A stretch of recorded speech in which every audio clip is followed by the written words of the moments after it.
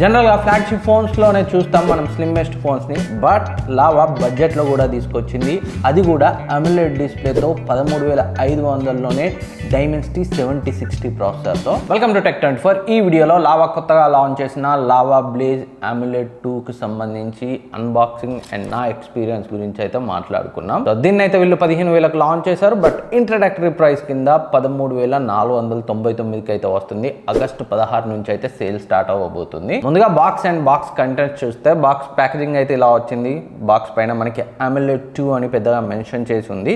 And బాక్స్లో మనకి మొబైల్తో పాటు 33 వాట్ ఫాస్ట్ ఛార్జర్ అండ్ మంచి విషయం Type-C to C కేబుల్ అయితే ఇచ్చారు.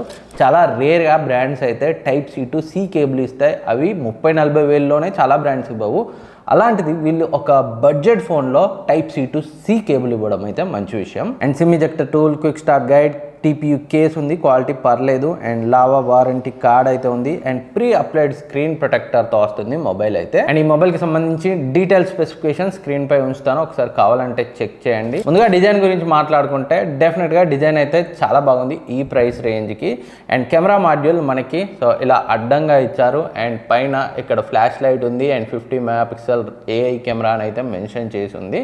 అండ్ బ్యాక్ సైడ్ అంతా కూడా మనకి ప్లాస్టిక్ బాడీతో వస్తుంది. ఫ్రంట్ మాత్రం ఏ గ్లాస్ని యూజ్ చేశారో వీళ్ళు మెన్షన్ చేయలేదు. అండ్ ఇంకా వెయిట్ విషయానికి వస్తే 174 గ్రామ్స్ వెయిట్ ఉంది. థిక్నెస్ అయితే చాలా తక్కువ ఉంది, జస్ట్ 7.5 మిల్లీమీటర్ థిక్నెస్ ఉంది. ఈ ప్రైస్ రేంజ్లో స్లీక్ ఫోన్ అని అయితే చెప్పొచ్చు. అండ్ ఈ mobile IP64 dust and water రెసిస్టెంట్తో వస్తుంది. ఈ ప్రైస్ రేంజ్లో ఇవ్వడం అయితే మంచి విషయం. డిజైన్ పరంగా నాకైతే మిక్స్డ్ ఫీలింగ్స్, బట్ బ్యాక్ కొంతమందికి నచ్చవచ్చు, కొంతమందికి నచ్చకపోవచ్చు. నాకైతే మామూలుగానే అనిపించింది. ఓవరాల్గా ఈ ప్రైస్ రేంజ్లో design and build quality okay అని అయితే చెప్పొచ్చు. అండ్ వీళ్ళు గ్లాస్ బాడీ ఇచ్చి ఉంటే ఇంకా బాగుండేది. అండ్ ఈ మొబైల్ మనకి 6.67 ఇంచ్ ఫుల్ HD ప్లస్ డిస్ప్లేతో వస్తుంది. 120Hz రిఫ్రెష్ రేట్తో 800 నిట్స్ HBM బ్రైట్నెస్తో వస్తుంది. ఫుల్ HD డిస్ప్లేతో వస్తుంది. డిస్ప్లే క్వాలిటీ అయితే చాలా బాగుంది. యూట్యూబ్లో 2K HDR కంటెంట్లో కూడా నేను ప్లే చేసి చూశాను, ఎలాంటి ప్రాబ్లం లేదు. బ్రైట్నెస్ అయితే 800 నిట్సే ఇచ్చారు. అయినప్పటికీ చాలా కండిషన్స్లో మనకి ఎలాంటి ఇష్యూస్ లేకుండా అయితే మనం చూడగలుగుతాం డిస్ప్లేని. ఈ ప్రైస్ రేంజ్లో డిస్ప్లే క్వాలిటీ అయితే చాలా బాగుంది. అమ్యులెడ్ డిస్ప్లేతో చాలా తక్కువ మొబైల్స్ ఉంటాయి, దీంట్లో డిస్ప్లే క్వాలిటీ అయితే చాలా బాగుంది, షార్ప్గా ఉంది. ఇంకా స్పీకర్ గురించి మాట్లాడుకుంటే స్టీరియో స్పీకర్స్తో వస్తుంది. ఆడియో అయితే లౌడ్గా ఉంది, సో క్వాలిటీ డీసెంట్గా ఉంది.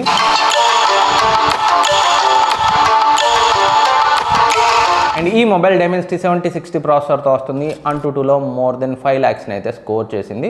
సో నార్మల్ యూసేజ్కి, డే టు డే టాస్క్కి ఎలాంటి ఇష్యూస్ లేకుండా ఈజీగా హ్యాండిల్ చేస్తుంది. మరి ఎక్కువ యాప్స్ని బ్యాక్గ్రౌండ్ నుంచి కావాలని స్ట్రెస్ చేసినప్పుడు కొంచెం ఇబ్బంది అనిపించవచ్చు, బట్ చాలామందికి సరిపోయే పర్ఫార్మెన్స్ని అయితే ఈ డైమెన్సిటీ 7060 ప్రాసెసర్ అయితే ఇస్తుంది. అండ్ ఈ మీడియాటెక్ డైమెన్సిటీ 7060 క్యాజువల్ గేమింగ్కి అయితే సరిపోతుంది, మరీ హెవీ గేమ్స్ని అయితే హ్యాండిల్ చేయలేదు. సో మామూలుగా గేమ్స్ ఆడుకునే వాళ్ళకైతే ఎలాంటి ఇబ్బంది ఉండదు. అండ్ ఈ మొబైల్ LPDDR5 ర్యామ్తో UFS 3.1 స్టోరేజ్తో వస్తుంది. ఇదైతే చాలా మంచి విషయం. 20, 25, 30 వేల్లో కూడా కొన్ని బ్రాండ్స్ ఇప్పటికీ UFS 2.2నే యూజ్ చేస్తున్నాయి. అలాంటి వాళ్ళు దీన్ని యూజ్ అయితే నేర్చుకోవాలి. UFS 3.1తో వస్తుంది. అండ్ ర్యామ్ మేనేజ్మెంట్ కూడా బాగుంది. యాప్స్ ఓపెన్ అవ్వడం, క్లోజ్ అవ్వడం, యానిమేషన్స్ అన్నీ కూడా చాలా బాగున్నాయి. సో పర్ఫార్మెన్స్ అయితే ఈ బడ్జెట్కి డీసెంట్గా ఉంది. అండ్ కెమెరాస్ గురించి మాట్లాడుకుంటే back side 50 MP main sensor, Sony IMX752 sensor, front 8 MP selfie కెమెరాతో వస్తుంది. అండ్ వీడియో రికార్డింగ్ అయితే 1080p 60 FPS వరకు అయితే రికార్డ్ చేయొచ్చు. అండ్ EISతో వస్తుంది. వీడియో క్వాలిటీ అయితే పర్లేదు, బాగానే ఉంది. స్టెబిలైజేషన్ కూడా ఈ ప్రైస్ రేంజ్కి ఓకే అని అయితే చెప్పొచ్చు. అండ్ ఫొటోస్ పర్ఫార్మెన్స్ గురించి మాట్లాడుకుంటే back side main sensor decent ఇమేజెస్ని అయితే క్యాప్చర్ చేస్తుంది. మరీ అంత డీటెయిల్స్ అయితే నేను అబ్జర్వ్ చేయలేదు. జూమ్ చేసి చూస్తే కొంచెం ఓవర్ షార్పనింగ్ అయితే కనిపిస్తుంది, బట్ యూజబుల్ ఇమేజెస్ని క్యాప్చర్ చేస్తుంది back side main censor. And portraits కూడా బాగానే వస్తున్నాయి ఈ ప్రైస్ రేంజ్కి. అండ్ ఫ్రంట్ కెమెరా మాత్రం ఈవెన్ దో 8 మెగాపిక్సెల్ అయినా కానీ సర్ప్రైజింగ్లీ చాలా బాగుంది. సో డీటెయిల్స్ అయితే చాలా బాగున్నాయి. ఈవెన్ 18,000, 20,000 బడ్జెట్ రేంజ్ మొబైల్స్కి దగ్గర ఫ్రంట్ కెమెరా పర్ఫార్మెన్స్ అయితే ఈ మొబైల్లో నేను అబ్జర్వ్ చేశాను. ఫ్రంట్ కెమెరా అయితే నాకు దీంట్లో చాలా బాగా నచ్చింది. అండ్ 5000 mAh బ్యాటరీతో వస్తుంది. 33 వాట్ ఫాస్ట్ ఛార్జర్తో వస్తుంది. బాక్స్లోనే ఇస్తారు. 1 hour 40 minutes అయితే పడుతుంది ఫుల్ ఛార్జ్ అవ్వడానికి. సో బాక్స్లో ఇచ్చిన ఛార్జర్తో బ్యాటరీ లైఫ్ చాలా బాగుంది. ఈజీగా 1 day అయితే వస్తుంది.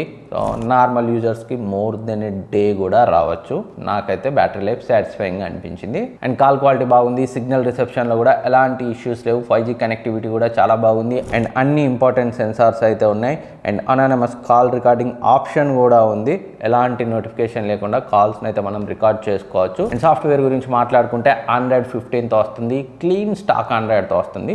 మరొక అప్డేట్ ఆండ్రాయిడ్ 16 వస్తుంది. And 2 years security patch updates ఇస్తామని అయితే వాళ్ళు చెప్తున్నారు. సో సాఫ్ట్వేర్లో అయితే ఎలాంటి బ్లోట్వేర్ లేదు. అండ్ యాప్కి సంబంధించిన నోటిఫికేషన్స్, యాడ్స్ ఏవీ లేవు.